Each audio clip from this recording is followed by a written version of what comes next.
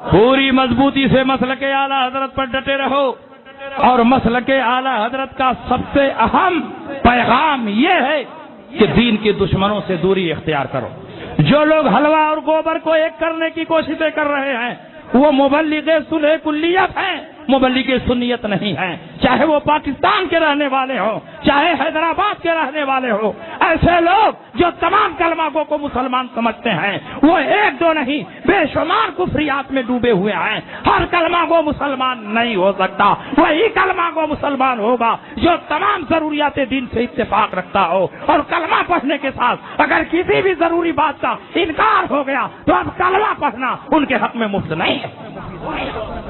اس لیے وہابیوں، دیوبندیوں، غیر مقلدوں، شیعوں سے ہمارا اختلاف بنیادی ہے، ہمارا اختلاف اعتقادی ہے، یہ فروعی اختلاف نہیں۔ اعلیٰ حضرت کا مسلک آپ سے ڈیمانڈ کر رہا ہے، مطالبہ کر رہا ہے، دین کے دشمنوں سے دوری اختیار کرو۔ جو اللہ و رسول کی بارگاہ میں ادب شناس ہیں ان کی صحبت میں رہو، جو اللہ و رسول کی بارگاہ کے گستاخ ہے ان سے دوری اختیار کرو۔ اور یہ پیغام صرف اعلیٰ حضرت کا نہیں، یہی پیغام قرآن کا ہے۔ قرآن فرماتا ہے لا تجد قوما یؤمنون باللہ والیوم الآخر یوادون من حاد اللہ ورسولہ ولو كانوا آباءهم او ابناءهم او اخوانهم او عشیرتهم اولئک كتب في قلوبهم الایمان وأیدهم بروح منہ۔ اے نبی، آپ نہیں پائیں گے ایسے لوگوں کو جو اللہ پر اور یوم آخرت پر ایمان رکھیں، وہ اللہ اور رسول کے دشمنوں سے دوستی نہیں کریں گے، چاہے وہ باپ کیوں نہ ہوں، چاہے وہ بیٹے کیوں نہ ہوں، چاہے وہ بھائی کیوں نہ ہوں، چاہے وہ کنبے اور قبیلے کے کیوں نہ ہوں۔ جو لوگ اللہ اور رسول کے دشمنوں سے دوستی نہیں کرتے یہ وہ لوگ ہیں کہ ان کے دلوں میں اللہ نے ایمان کو راسخ فرما دیا ہے اور روح القدس کے ذریعے ان کی تائید و حمایت فرمائی ہے۔ اور یہی پیغام تو میرے سرکار کا بھی ہے، یکون فی آخر الزمان دجالون کذابون یاتونکم بما لم تسمعوا انتم ولا آباؤکم فإیاکم وإیاہم لا یضلونکم ولا یفتنونکم۔ اخیر زمانے میں کوئی جھوٹے اور مکار پیدا ہوں گے جو ایسی ایسی باتیں کریں گے جن کو نہ تم نے سنا نہ تمہارے آباء و اجداد نے سنا۔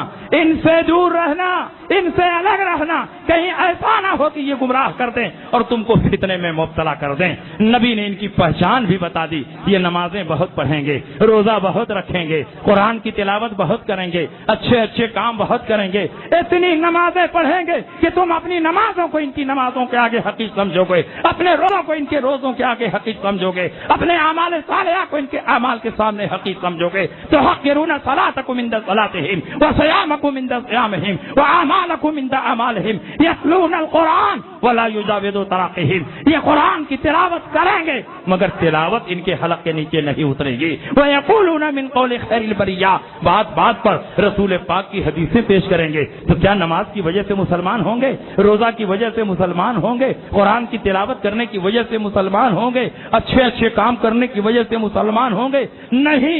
یمرقون من الدین کما یمرق السهم من الرمیہ، یہ دین سے ایسے ہی باہر ہوں گے جیسے تیر کمان سے باہر ہو جاتا ہے۔ صحابہ حیران ہیں کہ نمازیں ہم بھی پڑھتے ہیں وہ بھی نمازیں پڑھیں گے، روزہ ہم بھی رکھتے ہیں وہ بھی روزہ رکھیں گے، تلاوت ہم بھی کرتے ہیں وہ بھی تلاوت کریں گے، تو ہم میں اور ان میں خط امتیاز کیسے کھینچے گا؟ ہم میں اور ان میں فرق کیسے ہوگا؟ اللہ کے نبی نے فرق بتا دیا، سیماہم التحلیق ومشمر الوضوء، ان کی پہچان یہ ہوگی کہ یہ سر خوب چھلوائیں گے اور پاجامہ بہت اونچا پہنیں گے۔ اس لیے ان سے دور رہو، ان سے الگ رہو۔ یہ مسلک اعلیٰ حضرت کے دشمن ہی نہیں، دین و سنیت کے دشمن۔ اور جو یہ کہتے ہیں ایک کلمے کے نام پر سب کو متحد ہو جانا چاہیے، ایک قرآن کے نام پر متحد ہونا چاہیے، ایک کعبہ کے نام پر متحد ہونا چاہیے، میں ان سے پوچھنا چاہتا ہوں اگر ایک کلمے کے نام پر اتحاد جائز ہوتا تو صدیق اکبر مانعین زکات سے جہاد نہ فرماتے۔ اگر ایک کلمے کے نام پر اتحاد جائز ہوتا حضرت علی خارجیوں سے جہاد نہ فرماتے۔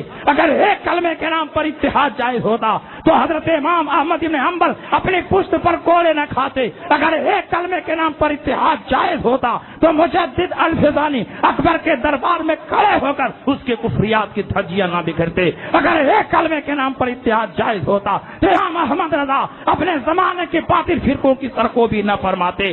ایک کلمے کے نام پر اتحاد نہیں ہوگا، اتحاد ہوگا تو عقائد اہل سنت کی بنیاد پر ہوگا. جو عقیدہ اہل سنت کو تسلیم کر لے وہ ہمارا ہے, اور جو عقیدہ اہل سنت سے انحراف کرے, لاکھ نمازیں پڑھے, روزہ رکھے, قرآن کی تلاوت کرے, وہ ہمارا نہیں, اور ہمارا اس کے ساتھ اتحاد نہیں ہو سکتا. اور یہ نہ سمجھا جائے کہ ہم اتحاد کے مخالف ہیں, ہم بھی اتحاد چاہتے ہیں. لیکن جن لوگوں نے اپنی کتابوں میں اللہ و رسول کی شان میں گستاخیاں کی, جو لوگ آج تک گستاخی بھری کتابوں کو چھاپ رہے ہیں, وہ لوگ اپنے اکابر کے کفر و ارتداد کا اعلان کریں. ان کفری کتابوں کو چوراہے پر رکھ کر آگ لگا دیں, اپنے تمام عقائد باطلہ سے توبہ کر لیں. سب سے پہلے ہم ان سے اتحاد کرنے کے لیے تیار ہیں. لیکن ایسا نہیں ہوگا کہ ایک طرف نبی کی توہین بھی ہوتی رہے اور دوسری طرف ہمارے دسترخوان پر تم بیٹھ کر کھاتے ہوئے نظر آؤ. ایسا ہو ہی نہیں سکتا. ہم اپنے باپ کے قاتل کو معاف کر سکتے ہیں, لیکن رسول پاک کے غدار کو کبھی نہیں معاف کر سکتے. ہمارا اتحاد اسی صورت میں ہوگا کہ اپنے تمام مشائخ جنہوں نے اللہ رسول کی بارگاہ میں کفر کیا ہے, ان کے کفر و ارتداد کا اعلان کرو, اپنے عقائد باطلہ سے توبہ کر لو. سب سے پہلے ہم تم کو گلے لگانے کے لیے تیار. اور جو لوگ ایک کلمے کے نام پر اتحاد پیدا کر رہے ہیں, وہ حقیقت میں حلوہ اور گوبر کو ایک کر رہے ہیں, آپ کا نقصان کر رہے ہیں. یہ بتائیے کبھی حلوہ اور گوبر میں اتحاد ہوا ہے؟ کبھی نہیں اتحاد ہوا ہے. اور اگر اتحاد کیا جائے گا تو نقصان گوبر کا نہیں ہوگا, حلوے کا ہوگا. یہ حلوہ جو دسترخوان کی زینت تھا, مہمان کی مہمان نوازی کا ذریعہ تھا, جیسے ہی گوبر سے ٹچ ہوا آپ نے دسترخوان سے اٹھا کر کوڑا دان میں پھینک دیا. عزت کی جگہ سے ذلت کی جگہ میں پہنچا دیا. گوبر کا کیا بگڑا؟ حلوہ سے ٹچ ہونے سے پہلے بھی اسے کوڑا دان میں جانا تھا, اور حلوہ سے ٹچ ہونے کے بعد بھی کوڑا دان میں پہنچا. اس کا کچھ نقصان نہیں ہو رہا ہے.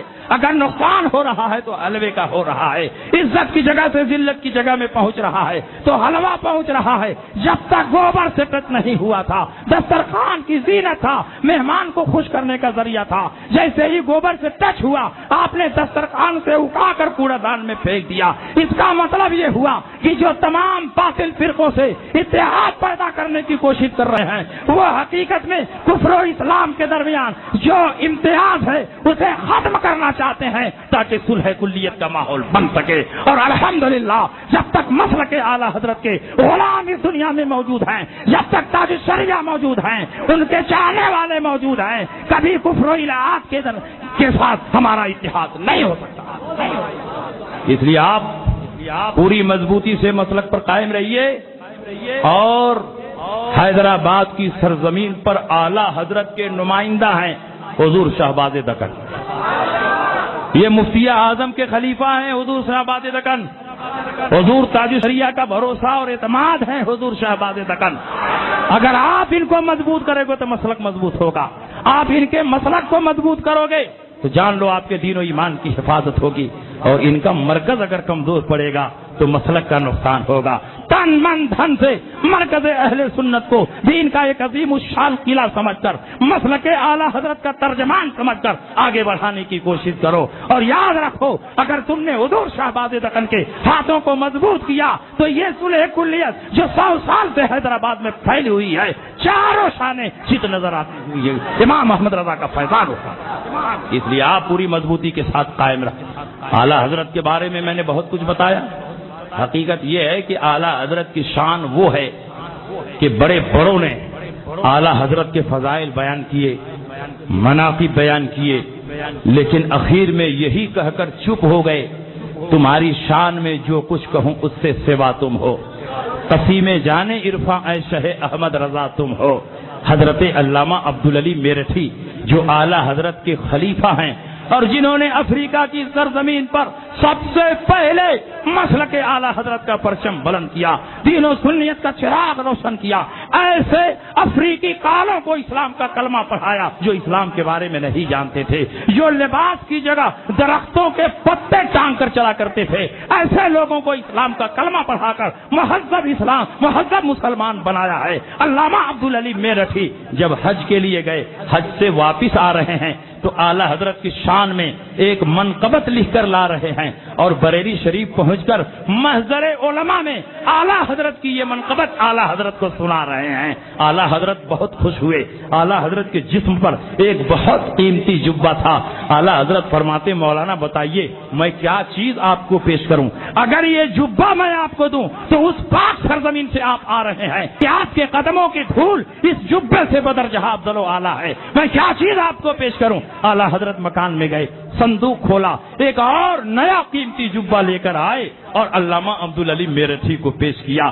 اعلیٰ حضرت کا ادب دیکھو، کھڑے ہو کر وہ جبہ لیتے ہیں، کبھی سر پر رکھتے ہیں، کبھی آنکھوں سے لگاتے ہیں، کبھی ہونٹوں سے لگاتے ہیں، کبھی سینے پر رکھتے ہیں اور یہی گنگنا رہے ہیں، تمہاری شان میں جو کچھ کہوں اس سے سوا تم ہو، قسیم جامع عرفاں اے شیخ احمد رضا تم ہو، یہاں آ کر ملی نہریں شریعت اور طریقت کی، ہر سینہ مجمع البحرین ایسے رہنما تم ہو، تم ہی پھیلا رہے ہو علم حق اکناف عالم میں، امام اہل سنت نائب غوث الورا۔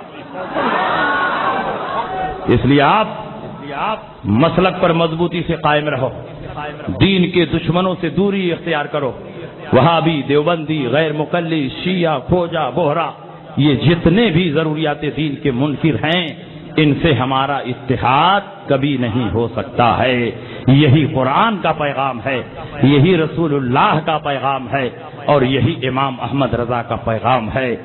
امام احمد رضا پوری زندگی یہی درس دیتے رہے، دشمن احمد پہ شدت کیجئے، ملحدوں کی کیا مروت کیجئے، غیظ میں جل جائیں بے دینوں کے دل، یا رسول اللہ کی کثرت کیجئے چرچا انہیں کا صبح و شام، جانے کافر پر قیامت کیجئے، مثل فارس زلزلے ہو نجد میں ذکر آیات ولادت کیجئے، شرک ٹہرے جس میں تعظیم حبیب اس برے مذہب پہ لعنت کیجئے۔ بس انہی باتوں کے ساتھ میں تقریر ختم کر رہا ہوں، اور میں چاہوں گا کہ حضور شہباز دکن اپنے مختصر کلمات کے ذریعے میری تقریر کی تائید و حمایت فرمائیں، اور اس میں کوئی کمی رہ گئی ہے تو اس کی اصلاح بھی فرما دیں۔ اور آپ سے میں وعدہ لینا چاہتا ہوں کہ بتاؤ مسلک اعلیٰ حضرت پر مضبوطی سے ڈٹے رہو گے کہ نہیں؟ صلح کلیوں سے دور رہو گے کہ نہیں رہو گے؟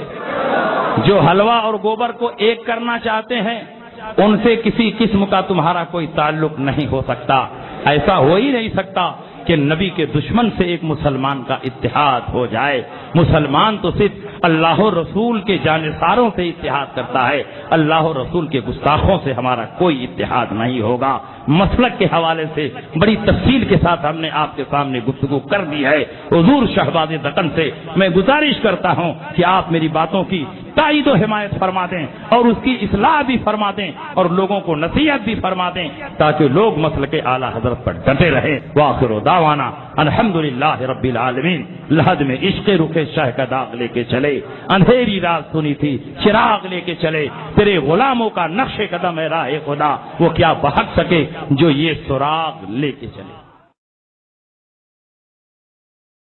میں کہنا چاہتا ہوں کہ اس زمانے میں جو ہے بمبئی میں علماء موجود ہے یا پاکستان میں جو ہوئی